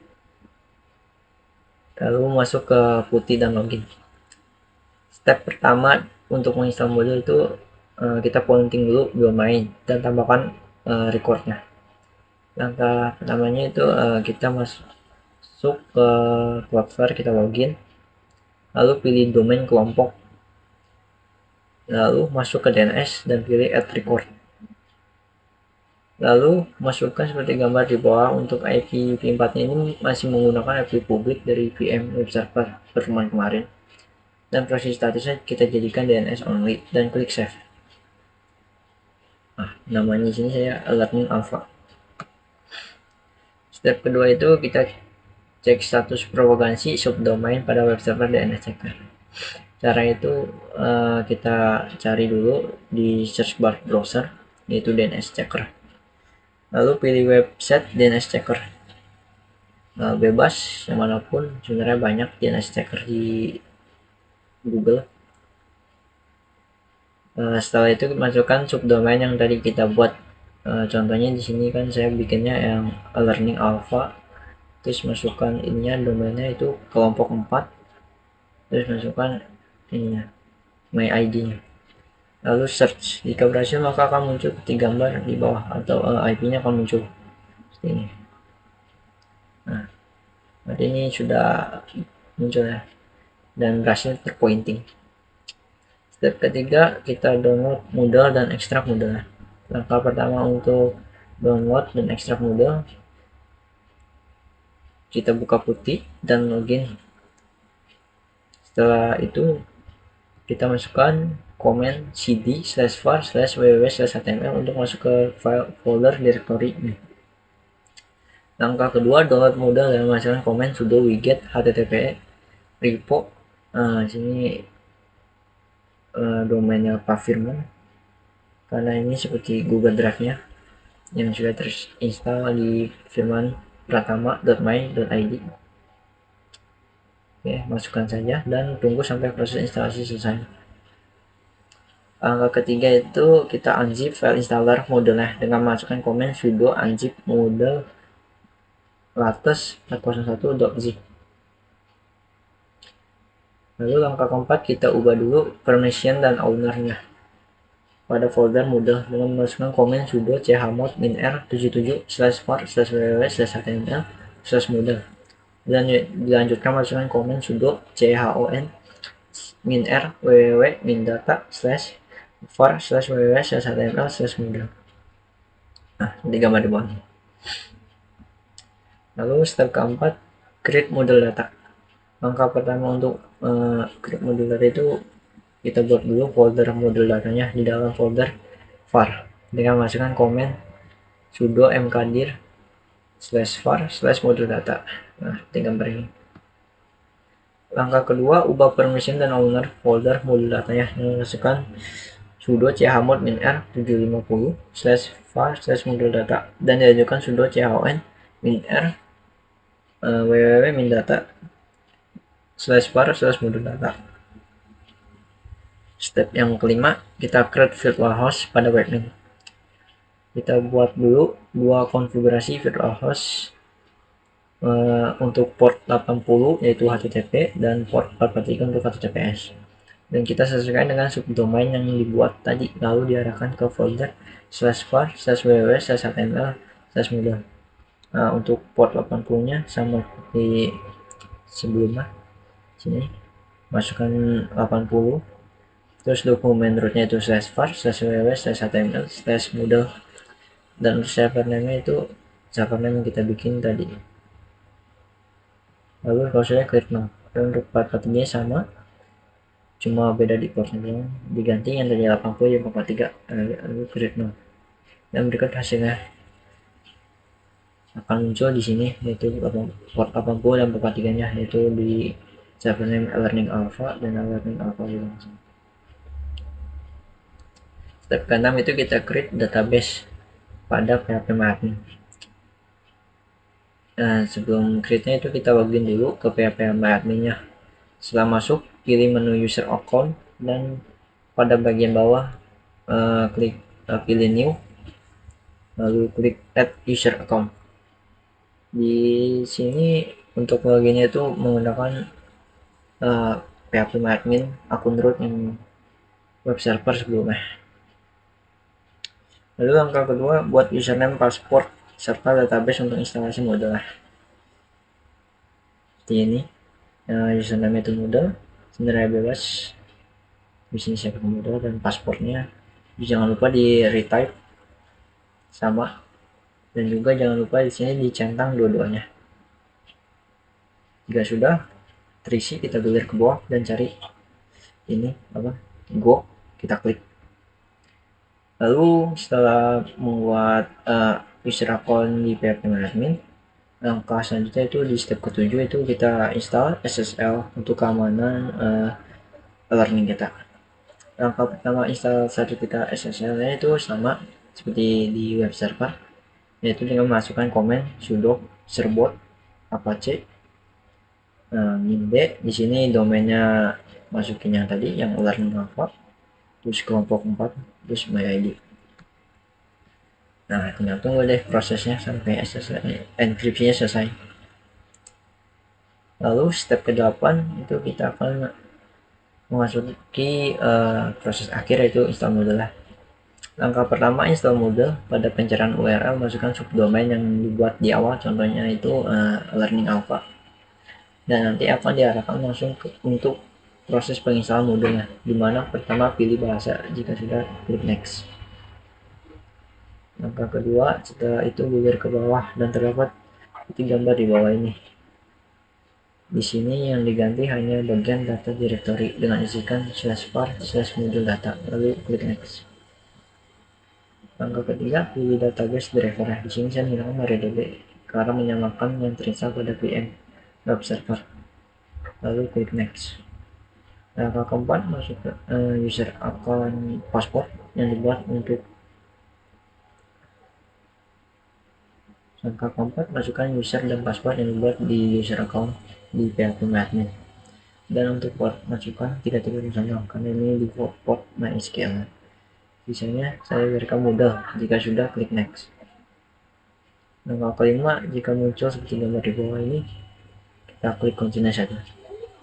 Langkah ke-6, nanti akan muncul keterangan PHP package dan extension yang akan diinstal. Pada mode dilihat saja ke bawah, lalu klik continue. Catatan, adapun jika terjadi kesalahan dan environment needs 2000, itu kita dapat ubah dahulu ke 5000 karena minimum environment need itu 5000. Kalau sudah, continue. Nah, di sini tinggal tunggu saja proses penginstalan Moodle berjalan. Di sini prosesnya memang agak lama, dan jangan pernah di refresh web browsernya karena dapat mengakibatkan error. Dan jika sudah selesai akan muncul continue. Di sini klik saja. Langkah ke-8, buat user login untuk nanti mengakses Moodle dan melakukan perubahan seperti pada gambar di bawah ini. Sini username bebas. Sini saya menggunakan defaultnya saja admin. Di sini saya cuma menambahkan password. First name dan last name ini bisa diubah secara bebas. Lalu jangan lupa masukkan email addressnya. Lalu gelir ke bawah terus sampai ada tulisan update profile, kita klik. Langkah ke-9 itu masih untuk melengkapi keterangan set Moodle seperti gambar di bawah. Itu full set name itu learning alpha atau bebas. Tapi sini saya pakai learning alpha. Lalu gelir ke bawah lagi, ada pilihan country dan admin email addressnya. Di sini mode newsletternya cantangin, dan notifikasi of new modalnya juga dicantangin. Untuk privasi notice dan data processing centang juga di agree, lalu register user. Nah, di sini masukkan support email lah, lalu save change. Nah, nanti akan selesai deh tuh bikinnya. Nah, nanti akan muncul seperti ini, welcome admin. Berikut tampilan yang sudah terregister saat kita. Sini saya akan menunjukkannya. Kita cari di sini learning apa kelompok 4.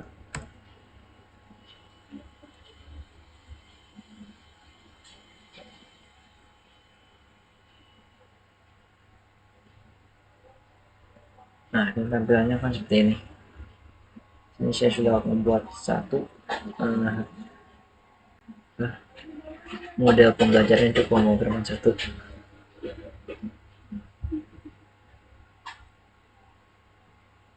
Kesimpulan yang saya dapatkan dari pertematika bahasa ini mengenai install Moodle, yaitu Moodle merupakan sebuah platform pembelajaran daring yang open source dan digunakan untuk membangun dan mengelola kursus online. Fungsinya meliputi pembelajaran online, pengembangan kursus, evaluasi dapat serta kolaborasi komunikasi antara peserta dan pengajar. Moodle memberikan manfaat berupa aksesibilitas dan fleksibilitas, memungkinkan peserta khusus untuk belajar secara online dari mana saja dan kapan saja. Setelah itu, pengguna Moodle juga dapat menghemat biaya, karena platform ini bersifat open source dan tidak memakan biaya lisensi. Penggunaan Moodle juga memberikan pengadaan pembelajaran melalui berbagai fitur dan alat yang disediakan seperti video, audio, forum, dan kuis. Hal ini dapat meningkatkan keterlibatan dan pemahaman peserta. Selain itu, Moodle juga memungkinkan pengajar untuk memantau dan melacak kemajuan peserta, serta memberikan umpan balik yang sesuai. Secara keseluruhan, Moodle juga merupakan solusi yang efektif dalam menghadirkan pembelajaran daring. Platform ini juga menyediakan alat yang diperlukan untuk mengulangi kursus online, memfasilitasi interaksi antara peserta dan pengajar dengan pengguna dengan kelebihan aksesibilitasnya, fleksibilitas peminatan biaya, dan pengadaan pembelajaran. Moodle dapat membantu institusi pendidikan atau organisasi dalam menyediakan pembelajaran yang efektif dan interaktif melalui internet. Demikian kesimpulan yang saya dapatkan dari pertemuan kali ini. Lalu pertemuan terakhir yaitu pertemuan 14, ini saya akan juga jelaskan laporan hasil jadi pertemuan 14-nya. Yaitu pada pertemuan akhir ini, yaitu pertemuan 14, di sini akan mempraktikkan membuat cloud VPN server, yaitu micro:bit CHR atau router OS pada VPS-nya dengan cara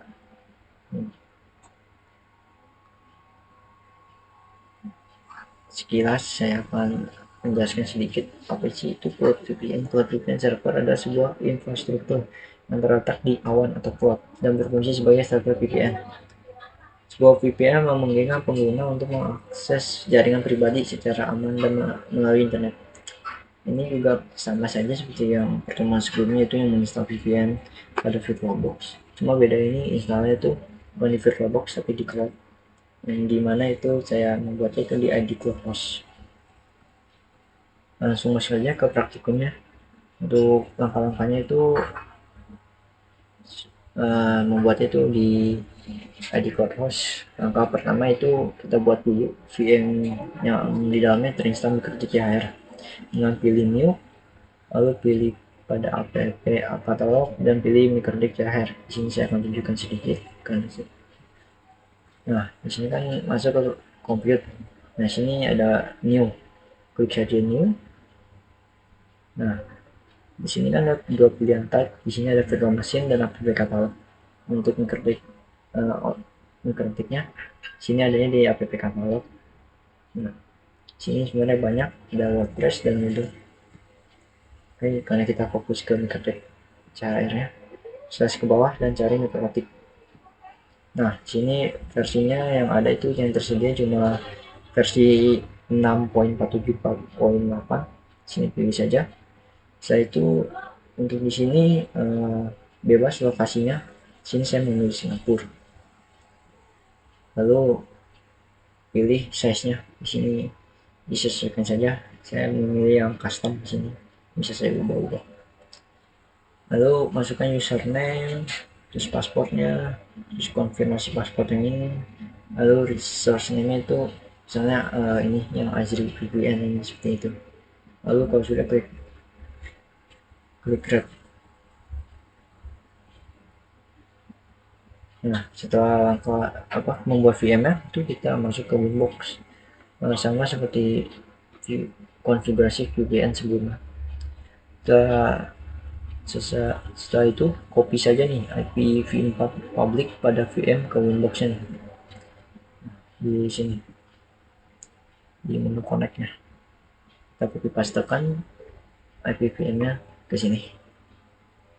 Lalu langkah ketiga itu klik connect pada Winbox. Lalu setelah itu kita akan masuk ke pilihan menu sistem. Kita akan masuk ke Winbox ya. Lalu kita pilih menu sistem. Lalu langkah ketiga kita klik connect pada Winbox-nya. Lalu setelah masuk ke Winbox, kita pilih menu sistem, lalu pilih pada bagian bawah itu user dengan sistem, terus bagian ke user ya.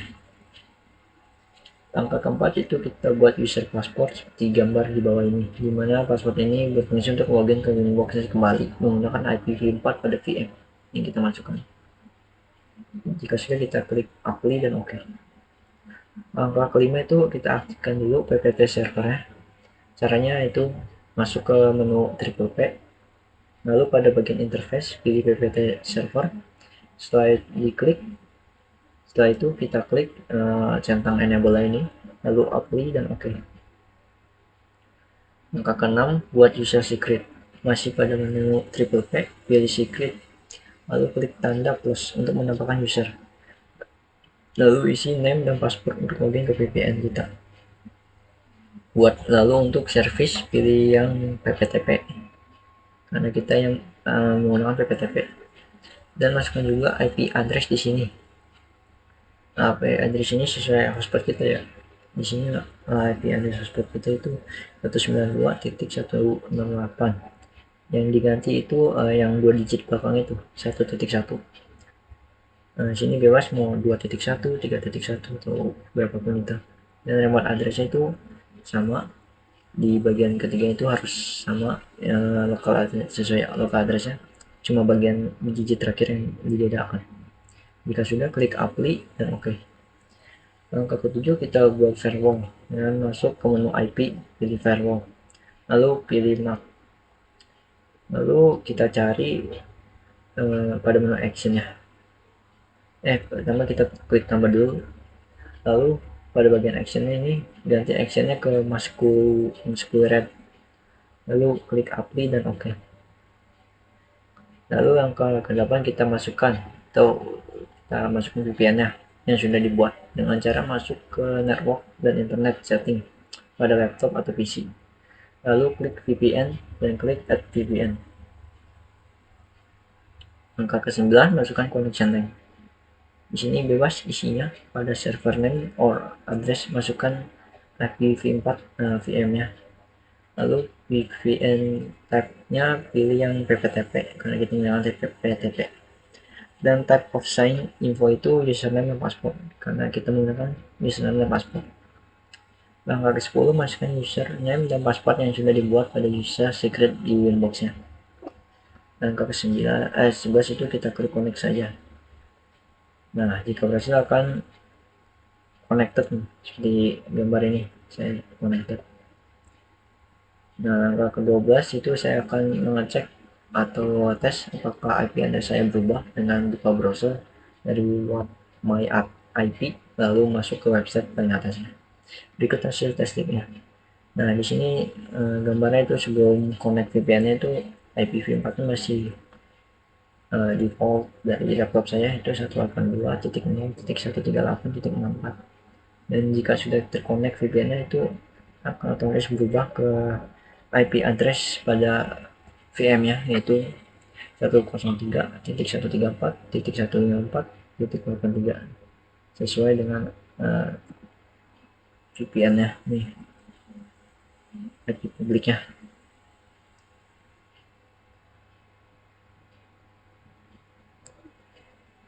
Oke, kita masuk kesimpulan yang saya dapat pada pertemuan terakhir ini, yaitu pertemuan ke-14 mengenai membuat cloud VPN. Cloud VPN server itu sendiri merupakan infrastruktur yang berfungsi sebagai server VPN yang terletak di awan cloud, sama seperti VPN sebelumnya, cuma beda itu di cloud-nya. Melalui server ini pengguna dapat menghubungkan perangkat mereka secara aman ke jaringan pribadi melalui internet. Penggunaan cloud VPN server memberikan fleksibilitas tinggi, skalabilitas dan keamanan yang lebih baik dibandingkan VPN yang sebelumnya. Pengguna dapat mengakses jaringan pribadi dari mana saja, Server dapat disesuaikan dengan kebutuhan dan data yang dikirim dan diterima dienkripsi dengan baik untuk melindungi privasi pengguna. Dengan demikian, Cloud VPN server memainkan peran penting dalam memungkinkan akses yang aman dan privasi data dalam lingkungan yang terhubung dengan internet. Demikian kesimpulan akhir saya dapatkan dari pertemuan 14 pada praktikum jaringan komputer, dan juga terima kasih untuk Bapak Firman atas bimbingannya selama praktikum jaringan komputer ini, telah membimbing dan membantu tutorial dalam pengenalan seperti instalasi web server, instalasi WordPress, dan VPN yang menambah pengetahuan saya dalam mengelola web server dan database WordPress-nya. Sekian tugas akhir buat saya dan laporan-laporan praktikumnya. Sebelumnya misalnya ada kesalahan kata, mohon maaf. Terima kasih. Assalamualaikum warahmatullahi wabarakatuh.